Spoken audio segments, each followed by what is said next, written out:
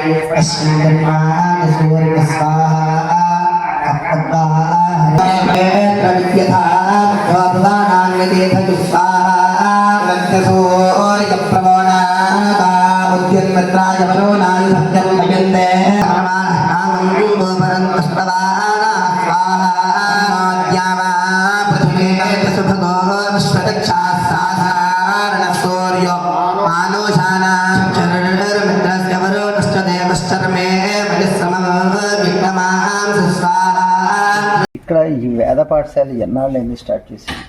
దీనికి పూర్వరంగం ఏంటి? మీ విద్యాభ్యాసం ఏంటి? ఎక్కడ చేసుకున్నారు? ఇక్కడ పాఠశాల నిర్వహించి ఇంతమంది విద్యార్థులు ఒక మహాశక్తులుగా తయారు చేయడానికి నాంది ఎక్కడ పడింది? అందరికీ నమస్కారం.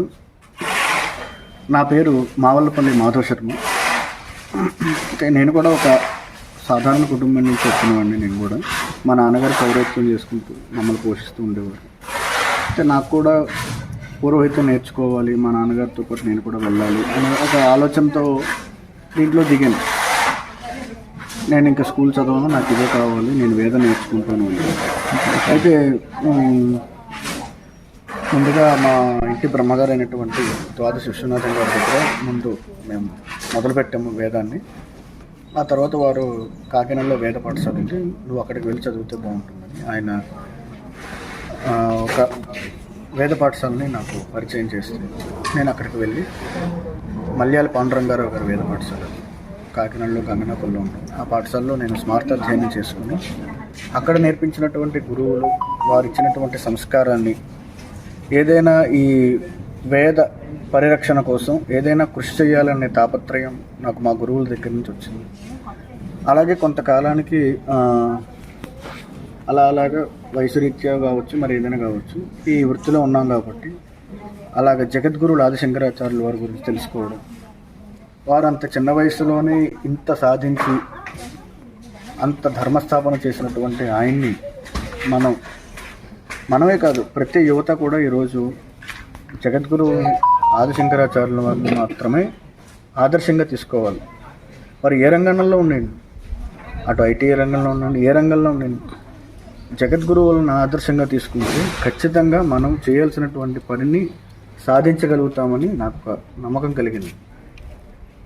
ఎందుకంటే వారు అంత చిన్న వయసులో కేరళ నుంచి భారతదేశం అంతా తిరిగి ఎన్నో దేవాలయాల్ని అలాగే చిత్రాన్నాయ పీఠాలని వేద పరిరక్షణ కోసం ఆయన కొన్ని వేల సంవత్సరాలకి ముందుగానే ఆలోచించి ఇవన్నీ స్థాపించి ఒక పీఠాధిపతుల్ని వారిని వీరిని నియమించి ఇదంతా కూడా అసలు అది చరిత్ర అంతా కూడా చెప్పాలంటే అది వేరే విషయం. ఇంత చేసినటువంటి ఆయన్ని మనం ఈరోజు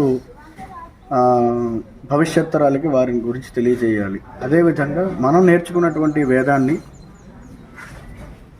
మనం ఎంతవరకు ఈ వేద పాఠశాలని అలాగే వేద పరిరక్షణ చేయగలము, నా జన్మాంతం కూడా ఇది చేయాలని ఆ రోజే సంకల్పం చేసుకుని 2009లో గురు పౌర్ణమి రోజున ఈ సంస్థని స్థాపించాం.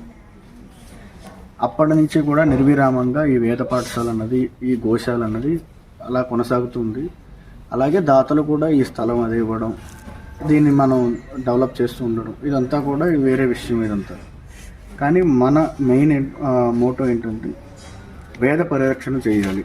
విశ్వవ్యాప్తంగా వేద పరిరక్షణ కోసం, అదే వేదం గురించి, వేద సంపద గురించి కానీ, మన భారతదేశ సంపద గురించి కానీ ప్రపంచవ్యాప్తంగా గుర్తింపు తీసుకొచ్చి ఈ వేదంలో ఉన్నటువంటి విజ్ఞానాన్ని ప్రజలు తెలుసుకోవాలి. ఆల్రెడీ పూర్వకాలంలో ఋషులు తెలుసుకొనే మనకి విజ్ఞానాన్ని అంతా కూడా అందించారు. ఇందులో ఎంతో విజ్ఞానం ఉంది, సైన్స్ ఉంది అనే విషయాన్ని ఇప్పుడున్న పరికరాలతో తెలుసుకుంటే ఇంకా బాగుంటుంది. ఇప్పుడున్న విద్యార్థులు కూడా కేవలం వేదమే నేర్చుకోకర్లేదు, దీనిలో విజ్ఞానాన్ని తెలుసుకొని వాళ్ళు తెలుసుకునే ప్రయత్నం చేస్తే బాగుంటుంది. ఎందుకనంటే ఒక మాటలో చెప్తాను నేను, వేదం అనంటే మనం తెలుసుకున్నది, మనం తెలుసుకోబోతున్నది, మనం ఆల్రెడీ తెలుసుకున్నదే. మనం తెలుసుకుంటున్నది, తెలుసుకోబోతున్నది, ఈ మూడు కూడా వేదంలో ఉన్నదే. మనం ఏదైనా కొత్తగా తెలుసుకుందాము అని అంటే కొత్తగా తెలుసుకోవాల్సిందేం లేదు, వేదంలో ఉన్నదాన్ని కొత్తగా తెలుసుకునే ప్రయత్నం చేస్తున్నాము. మనం ఏదైతే ఆల్రెడీ తెలుసుకున్నామో అది ఆల్రెడీ వేదంలో ఉన్నదే. మనం ఇదివరకుట్లో ఏమైతే తెలుసుకున్నామో అది కూడా వేదంలో ఉన్నదే, ఇంకొత్తగా తెలుసుకున్నది ఏం లేదు. ఆ ప్రయత్నమే మేము కూడా చేస్తున్నాం. ఇప్పుడు దేశవ్యాప్తంగా ఆదిశంకర యాత్రలు చేస్తున్నాం కదా, మీకు అక్కడ ఆదిశంకర్లకి ఇంత వైభవాన్ని ఇదే దేశంలో ఏ ప్రాంతంలోనే గమనించారా? ప్రతి వెళ్ళిన చోటల్లా కూడా మేము గమనిస్తూనే ఉన్నామండి. ఋషికేశ్ కానీ హరిద్వార్ కానీ ఇవన్నీ మామూలువే, కానీ అంటే ఎక్కువ సాధువులు అందరూ ఉండేవారు కాబట్టి. నేను కాశ్మీర్ శ్రీనగర్ వెళ్తే అక్కడ శంకర హిల్స్ ఉండే, ఏకంగా ఆయనకు కొండ ఉంది, ఆ కొండ మీద ఆయన తపస్సు చేసిన గుహ ఉంది.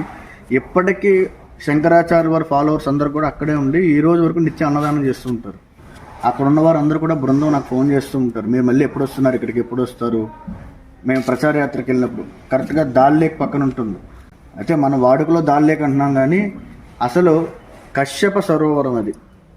కాశ్యప గోత్రికులందరూ కూడా కాశ్మీర్ నుంచి వచ్చినటువంటి వాళ్ళు, కశ్యప మహర్షి అక్కడ ఉండేవారు కాబట్టి దాన్ని కాశ్మీర్గా దాన్ని పిలువబడింది తప్ప దాన్ని ఏమీ ఇది కాదు. కాబట్టి కాశ్మీర్ అనేది కశ్యప మహర్షికి సంబంధించింది. కశ్యప గోత్రికులందరూ కూడా అక్కడి నుంచి వచ్చిన వారు కాబట్టి అలా దాన్ని పరిగణలోకి తీసుకోవాలి తప్ప, అది కూడా జగద్గురు శంకరాచార్య వారు అక్కడ కూడా తెలియజేశారు ఆ విషయాన్ని. ఇక్కడ నర్మదా బాణాన్ని తీసుకొని వెళ్ళి అక్కడ ప్రతిష్ఠ చేసి ఆయన అక్కడ పూజ చేశారు. నర్మదా నది దగ్గర కదా ఆ బాణాలు దొరుకుతాయి, ఇంత ఈ సైజులో ఉంటుంది అది. ఆయన అక్కడ పెట్టి పూజ చేసి దానికి ఒక నిర్మాణం చేసి అంతా చేశారు. మనం ఆ శంకర హిల్స్ పైకి ఎక్కితే మొత్తం కాశ్మీర్, శ్రీనగర్ అంతా కనబడుతుంది. ఇలా ఎన్నో ప్రతి చోట. ఎందుకు కాశీ వెళ్తే కాశీనగర్ ప్రధాన ద్వారం దగ్గరే ఆయన విగ్రహం ఉంటుంది, ఇంకేం కావాలండి? ఇప్పుడు ఆంధ్రదేశంలో 2 తెలుగు రాష్ట్రాల్లో ఆయన శంకరాచార్యుల వారు తీసుకున్న ఆ సన్యాసం తీసుకున్న మధ్యప్రదేశ్లో నర్మదా నది ఓంకార క్షేత్రం దగ్గర 108 అడుగుల విగ్రహం ఉంటుంది, పెద్దది. ఆంధ్రాలో ఎందుకు లేవు? ఆంధ్ర తెలంగాణ ప్రాంతాల్లో, ఆంధ్ర తెలంగాణలో అందరూ ప్రజలందరూ గుండెల్లో పెట్టుకున్నారండి. ఏం చేస్తాం, అందుకే గుండెల్లో పెట్టుకుని బయట. అంటే నేను నిజంగా చెప్తున్నాను, జగద్గురు ఆదిశంకరాచార్యుల వారిని దక్షిణ భారతదేశంలో అపారమైనటువంటి నమ్మకంతో వారి మీద అభిమానంతో ఉన్నారు. కానీ వారిని ఎలాగ మనం పూజించాలి, ఎలా వారిని ఆదరించాలి అనేది భవిష్యత్ తరాలకి మనం చెప్పే ప్రయత్నం చేయట్లేదు. ఈ రోజున మనకు బీచ్ రోడ్లో చూసుకుంటే అన్నమాచార్యుల విగ్రహాల దగ్గర నుంచి ప్రతి అందరివి ఉన్నాయి. మన జగద్గురు శంకరాచార్యుల వారి విగ్రహం పెట్టలేకపోవడం మన దురదృష్టం. ఇలాగే కాదు, ప్రతి చోట ఉంది. హైదరాబాద్లో అంత పెద్ద నగరంలో ఎక్కడ ఒక జగద్గురు శంకరాచార్యుల పటం, ఒక విగ్రహం పెట్టలేదు. ఎన్ని చౌరస్తాలు ఉన్నాయండి? ఒక చౌరస్తా కానీ శంకరాచార్య వారి మార్గం అని, శంకరాచార్యుల వారి ఆ చౌరస్తాని కానీ ఎందుకు పెట్టలేకపోతున్నారు? ఎన్ని జంక్షన్లు ఉన్నాయి? జంక్షన్లో ఎందుకు బోల్డ్ అని విగ్రహాలు పెట్టారు? శంకరాచార్యుల వారు స్మరించుకోవడానికి కానీ, ఆయన జయంతిని జరుపుకోవడానికి కానీ ఒక విగ్రహం కూడా ఎందుకు పెట్టలేకపోతున్నారు? ఇప్పుడు సప్తర్షి చారిటబుల్ ట్రస్ట్గా ఒక వ్యక్తిగా మీరు ఇంత చేస్తున్నారు కదా ఆదిశంకర్ల కోసం. ఈ పీఠాలు ప్రతి నగరంలోనూ శంకర మఠం కానీ పీఠం కానీ ఇలాంటివి ఉంటాయి. వీళ్ళు చేస్తున్న కృషి ఏంటారు? ఏమంటే ఆధ్యాత్మిక కేంద్రాల్లో వారు, అలాగే ఆధ్యాత్మిక పీఠాల్లో పెట్టడం వేరు, దేవాలయ ప్రాంగణాల్లో పెట్టడం వేరు. దేవాలయ ప్రాంగణం, ఏ దేవాలయంలో శంకరాచార్యుల వారు ఉన్నారు చెప్పండి? దేవాలయాల్లో శంకరాచార్యుల వారు ఉండాలా వద్దా? దేవాలయాల్ని వాటి పరిరక్షణ చేసింది పూర్వకాలంలో ఆయన. అంతెందుకు, మనకి తిరుమల క్షేత్రం కానీ, కాశీ క్షేత్రం కానీ, ఇలా ఎన్నో దేవాలయాలు. అటు చూసుకున్నట్లయితే మనకి బదరి, ఆ బదరి విగ్రహాల్ని నారాయణగుండంలో పడేస్తే ఆయన 2 మార్లు దూకి, నారాయణగుండంలో మానవ మాత్రుడు ఎవడు కూడా లోపల అడుగుపెట్టి బయటికి రానివాడు. అటువంటి ఆయన 2500 సంవత్సరాల క్రితం దూకి లోపలికి వెళ్ళి ఆ విగ్రహాన్ని తీసుకొచ్చి ఆ బద్రీ నారాయణ స్థాపన చేయలేదా? అటువంటి ఆయనకి మనం ఏం గౌరవం ఇస్తున్నామండి ఈరోజు ఏ స్కూల్ పిల్లలకి శంకరాచార్య వారు, మీరు అంతెందుకు, మీరు ఇప్పుడు ఈ కెమెరా పట్టుకొని శంకరాచార్య వారు పటం ఇస్తాను పట్టుకొని మీరు వెళ్ళి విద్యార్థులను అడగండి, ఎవరైనా ఈ పలానా ఆయన పేరని చెప్తారేమో చూస్తాను. రోడ్డు మీదకి వెళ్ళి కనీసం ఒక వీడియో ఒకసారి మనం చేద్దాం, ఏంటి ఇప్పుడు ఫోటోలో ఉన్న వాళ్ళు ఎవరండి. అంతెందుకు, మేము భారతదేశం అంతా తిరుగుతూ ఉంటే కొన్ని చోట్ల, అన్ని చోట్ల లేదు, కొన్ని చోట్ల బాగుంది, మరి కొన్ని చోట్ల శంకరాచార్యుల వారి గురించి తెలుసుకునే ప్రయత్నం ఎవరు చేయట్లేదు. ఈ పటంలో ఉన్న వాళ్ళు ఎవరు అని అడుగుతున్నారు, ఈ పటంలో ఉన్న ఆయన ఏ పీఠం అని అడుగుతున్నారు, ఈయన ఎక్కడ ఉంటారో అడ్రస్ అడుగుతున్నారు. వారి ఫోన్ నెంబర్ కూడా అడిగే ప్రయత్నం కూడా మమ్మల్ని చేశారు. లక్కీగా మాకు ఆయన నెంబర్ లేదు కాబట్టి సరిపోయింది. అయితే జగద్గురు ఆదిశంకరాచార్యుల వారండి వీరు అని పరిచయం చేసుకునే స్థితికి మనం ఈరోజు. లోపం ఎక్కడుంది?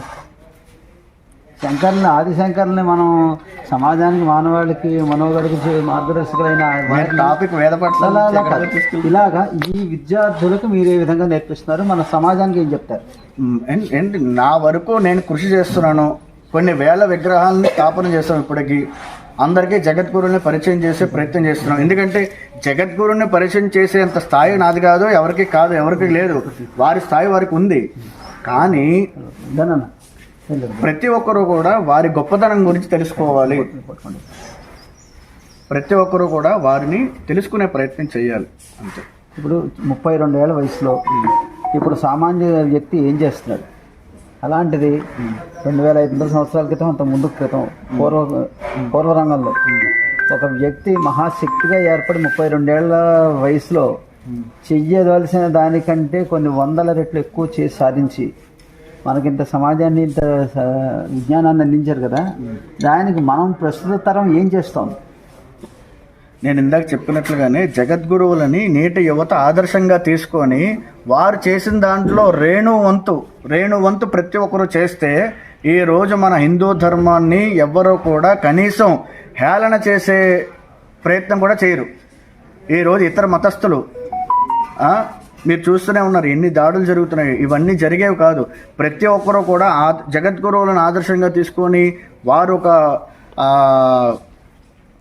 ఎలాగనంటే దాన్ని ఏమంటారు కూడా నాకు తెలియదు, ఆ స్థాయిలో ఉండాలని నా ఇది. ఇప్పుడు ప్రస్తుతం మీ ఫ్యూచర్ ఈ ప్లాన్స్ ఏంటి, ప్రణాళికలు ఏంటి?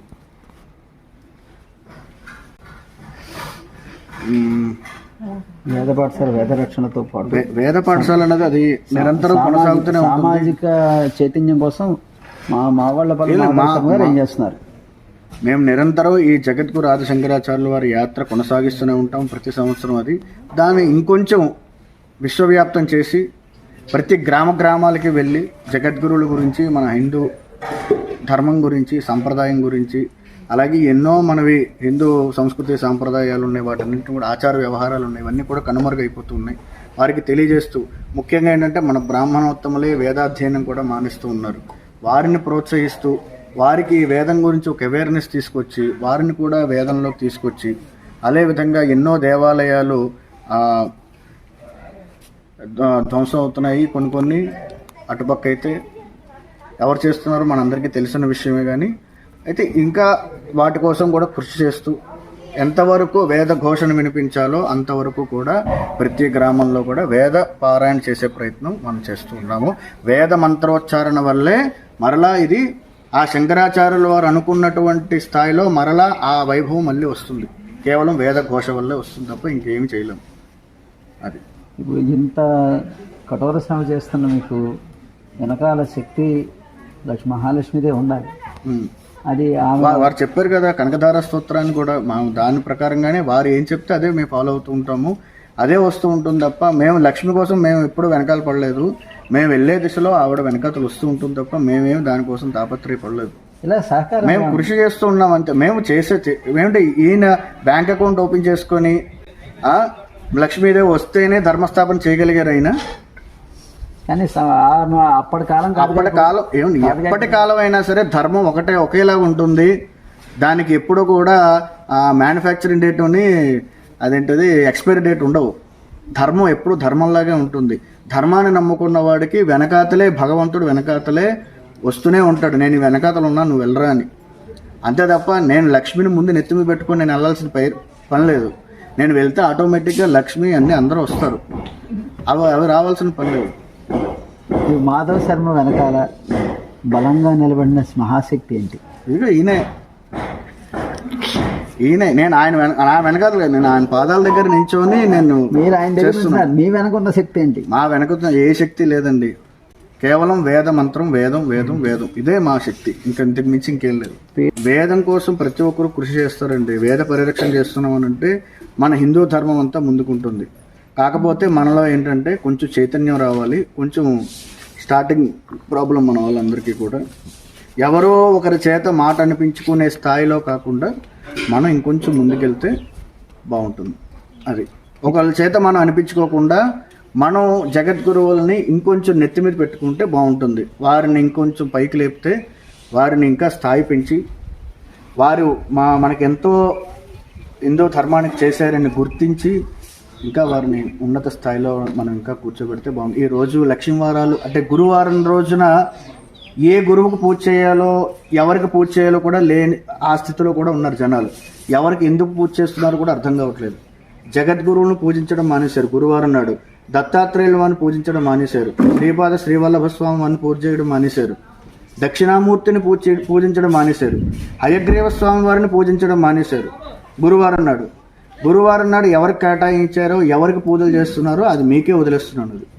గురువారం అనేది గురువుల యొక్క అనుగ్రహం పరిపూర్ణంగా ఉంటేనే ప్రతి మానవుడికి మనుగడకి ఒక ఇది ఉంటుంది మన పాఠశాల. అంతే తప్ప ఆ గురువారం నాడైనా కాకుండా ప్రతిరోజు గురువులను ఆశ్రయించాలి. ఏ గురువుని పూజిస్తున్నాం అన్నది ఒకసారి గుర్తించుకొని వారిని పూజించాలి. మన పాఠశాలను దర్శించిన పీఠాధిపతులు కానీ పెద్దలు కానీ ఎవరు ఎంతమంది ఉన్నారు? చాలామంది ఉన్నారండి. ఇప్పటికి 18 ఏళ్ళు అయింది.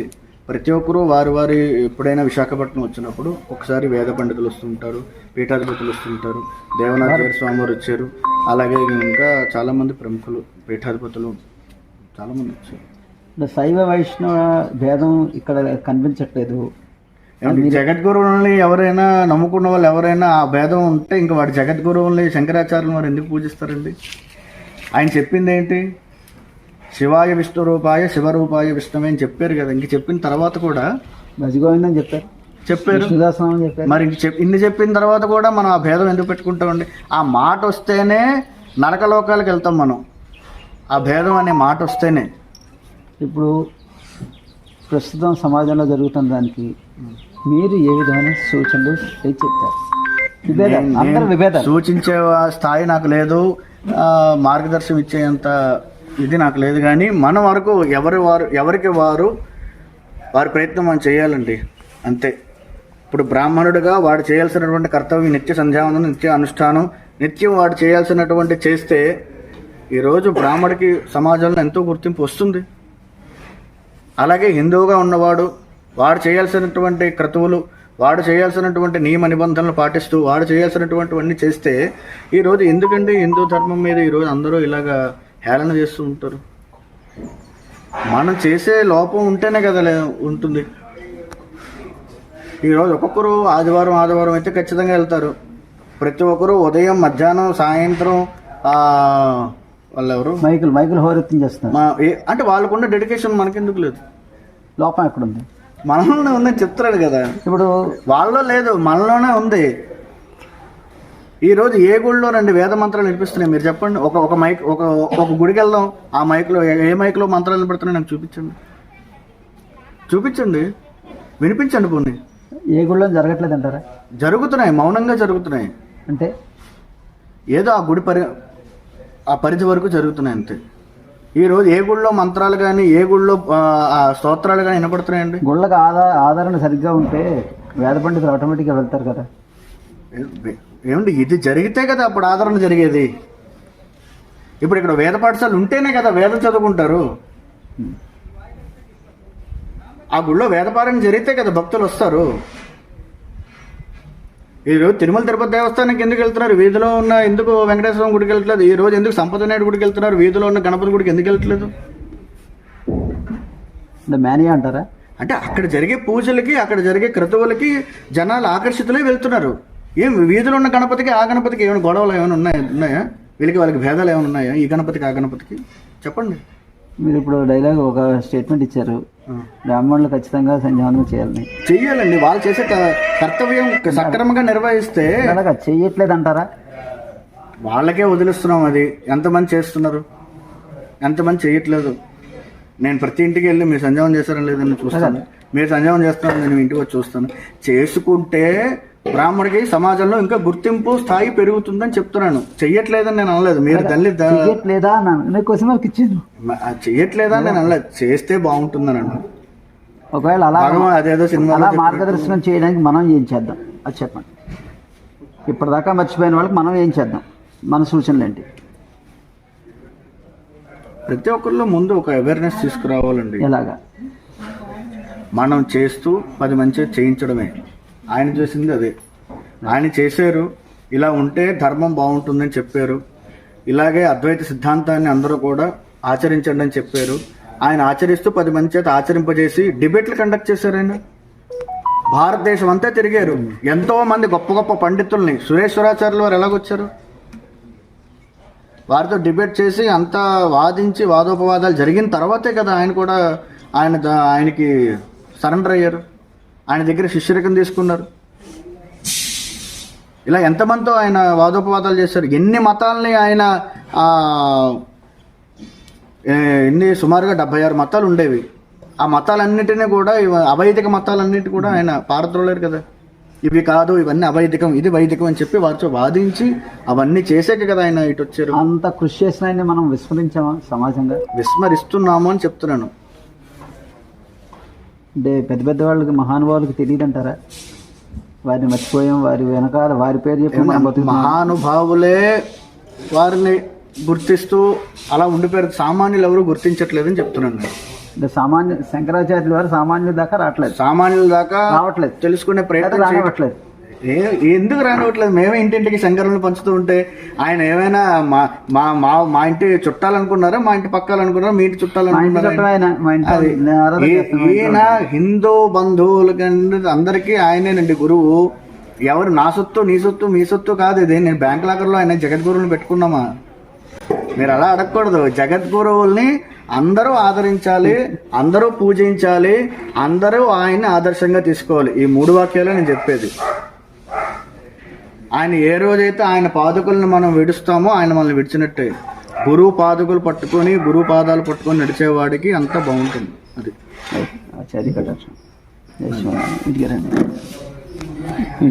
ఆపేసి దీన్ని మీరు సమాజానికి ఒక మంచి మార్గం చూపించిన ఆదిశంకర్ల మార్గం ప్రతి ఒక్కళ్ళు కూడా వీధి వీధిన ప్రచారం చేయాలని, సామాన్యుల నుంచి అసామాన్యులైన పీఠాధిపతుల వరకు వారి గురించి విమర్శలు చేసుకోవడం మాని, వారు ఏం చెప్పారో సమాజంలో ప్రతి చోట కూడా ప్రచారం చేసుకుంటే ఎటువంటి ఇబ్బందులు ఉండవని, సమాజంలో ప్రతి ఒక్క మనిషికి కూడా శంకరాచార్యుల అసలు వాస్తవాలు తెలుస్తాయి, వారి విలువ తెలియజేసి చేయవలసిన బాధ్యత ప్రతి ఒక్క హిందువు మీద ఉందని మన బ్రహ్మశ్రీ మావళ్ళపల్లి మాధవ శర్మ గారు తెలియజేస్తున్నారు.